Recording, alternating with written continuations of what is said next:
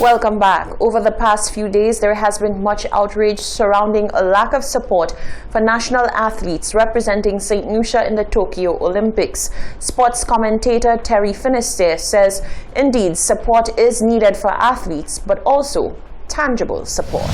Many insist that sports, although loved by the masses, is significantly undervalued by the powers that be. They point to the amount of effort that goes into achieving some of the feats that our athletes do without requisite support. The issue was brought to the fore when 5 athletes left our shores to represent St. Lucia at the Tokyo Olympics without much national fanfare. The situation caused one of our most notable and successful athletes, Darren Sammy, to lament the lack of national attention on the athletes as compared to politics. Sports commentator Terry Finisterre says local support for athletes can be much greater, not only by way of grand send-offs, but more importantly, the provision of resources. The issue of support for our athletes, national athletes and athletes across the board is something that's really important to me.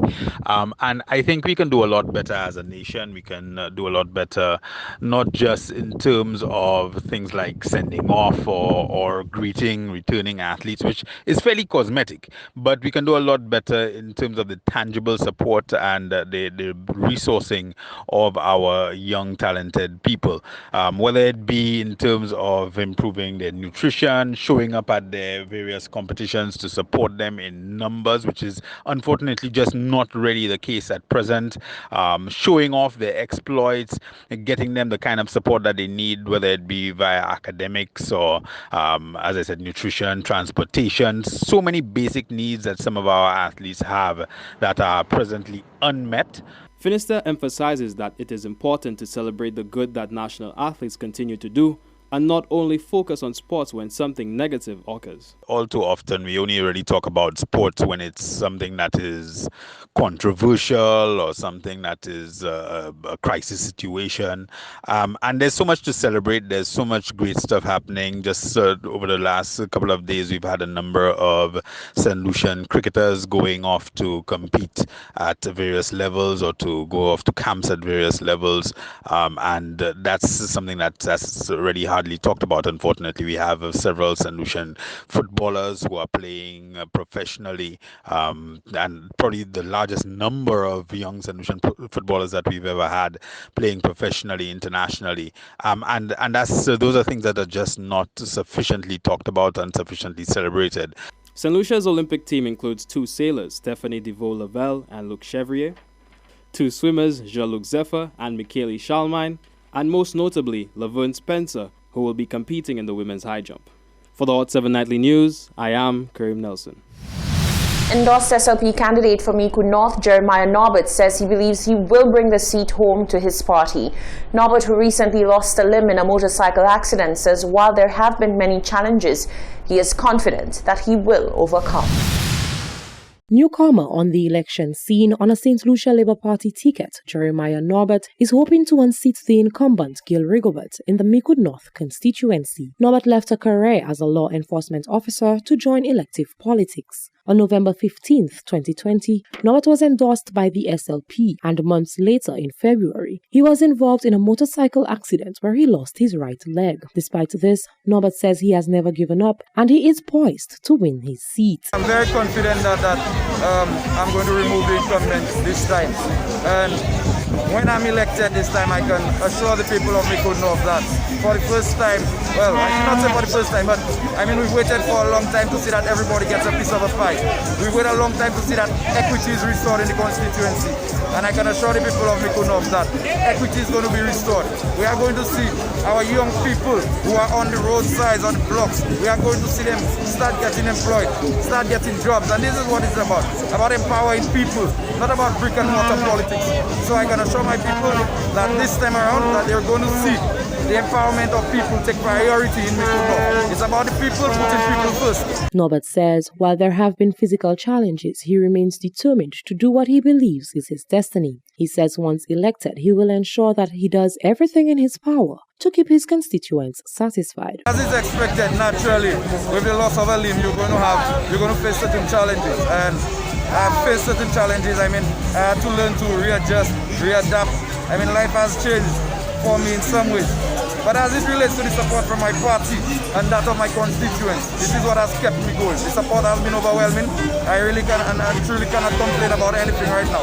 The love and outpour of support has been 1-0. I mean, there's no complaining about it. This is what keeps me going.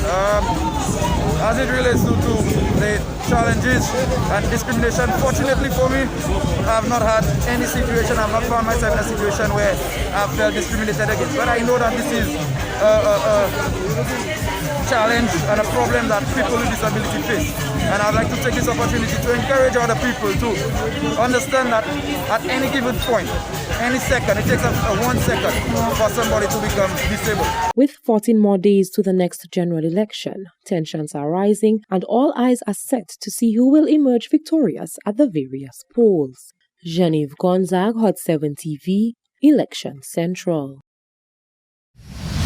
Thousands of Cubans have joined the biggest protests for decades against the island's government. Images on social media showed what appeared to be security forces detaining and beating some of the protesters. Cubans have been angered by the collapse of the economy as well as restrictions on civil liberties and the authorities' handling of the COVID-19 pandemic. Chanting for freedom. Not a cry often heard in Havana. Cubans took to the streets in what the opposition has called the biggest anti-government protests in almost 3 decades. State security beat me and my daughter. They beat us because we were walking down the street. We are here because of the repression against the people. They are starving us to death. Havana is collapsing. We have no house, we have nothing. But they have money to build hotels and they have us starving. Demonstrations were also held in Florida, where the Cuban exile community showed its solidarity.